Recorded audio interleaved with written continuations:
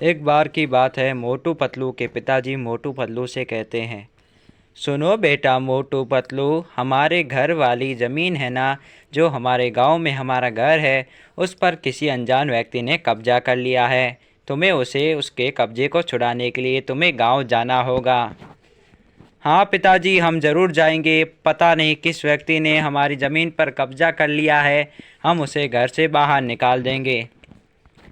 हाँ मोटू, मुझे भी चलना है। मैंने भी अपने गांव का घर और ज़मीन नहीं देखी। पता नहीं हमारा गांव कैसा है, मुझे ले चलो साथ में। ठीक है पतलू, तुम भी चल लेना मेरे साथ में। इस बहाने तुम्हें भी हमारा गांव, घर और ज़मीन दिखा दूंगा। ठीक है मोटू पतलू बेटा, कल सुबह ही तुम निकल जाना और अपना घर जो कब्जे में लिया है उसको छुड़वा देना। जी पिताजी, हम ज़रूर। मोटू और पतलू बातें करते करते अपने गांव की ओर निकलने लग जाते हैं।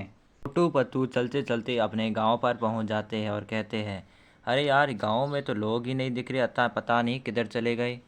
मोटू और पतलू जैसे ही अपने गांव वाले घर पर पहुंचते हैं तो वे देखते हैं कि उनके घर के पास एक पेड़ उग जाता है तथा घर के आसपास से अजीबोगरीब आवाज़ें आने लग जाती है।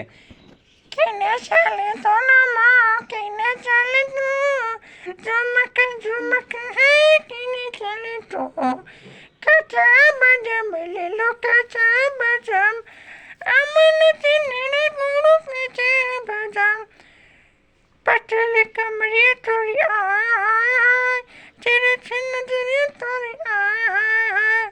ऐसा लग रहा था कि मानो कोई चुड़ैल गाना गा रही हो, पतलू कहता है।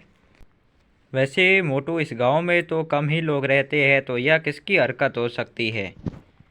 होगी किसी के भी, कोई हमारे मज़े लेने के लिए कर रहा होगा।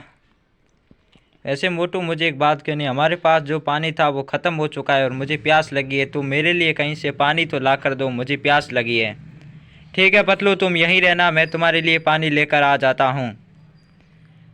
मोटू जल्दी आना वापस पानी लाने के लिए। मोटू पानी ढूंढने के लिए जाने लग जाता है। मोटू के जाने के बाद पतलू को फिर से अजीबोगरीब आवाज़ें आने शुरू हो जाती है।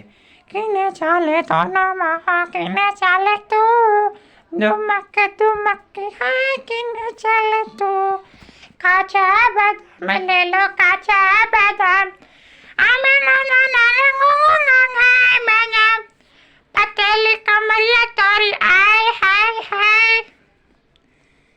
अरे यार, कौन है? सामने आओ। क्यों बेवजह मुझे डरा रहे हो? किसी की हिम्मत है तो सामने आ जाओ। अगर एक बार मुझे दिख गए ना तो उसकी मैं हड्डी पसली कर दूंगा साले। मोटू गांव में बहुत जगह जाता है पर उसे कोई व्यक्ति नहीं दिखता है। मोटू एक पार्क में आ जाता है, तभी उन्हें एक अंकल जी दिखाई देते हैं। मोटू उनसे कहता है, अरे सुनो अंकल जी, क्या आप हमें पानी दे सकते हो? क्यों नहीं बेटा, ज़रूर ज़रूर, ये लिए, मैं अभी तुमको पानी देता हूँ। उधर देखो पीछे टाँका है, टाँके में से पानी ले लो। धन्यवाद आपका बहुत बहुत अंकल जी, आपका बहुत बहुत धन्यवाद। वैसे इस गांव में कोई रहता नहीं है क्या? पहले रहते थे, अब लोग शहर की तरफ चले गए हैं। आगे वह आदमी कुछ नहीं बोलता है। मोटू पतलू अपने गांव वाले घर में आ जाते हैं और पतलू को पानी पिला देता है। तभी पतलू कहता है, सुन मोटू यार, तू पानी लेने गया था तब मुझे पता नहीं कैसी अजीबोगरीब गानों की आवाज़ याद दे रही थी। हाँ पतलू, वो तो मुझे भी सुनाई दे रही थी। कोई बात नहीं, सो जाते हैं, कल सुबह जो होगा देखा जाएगा।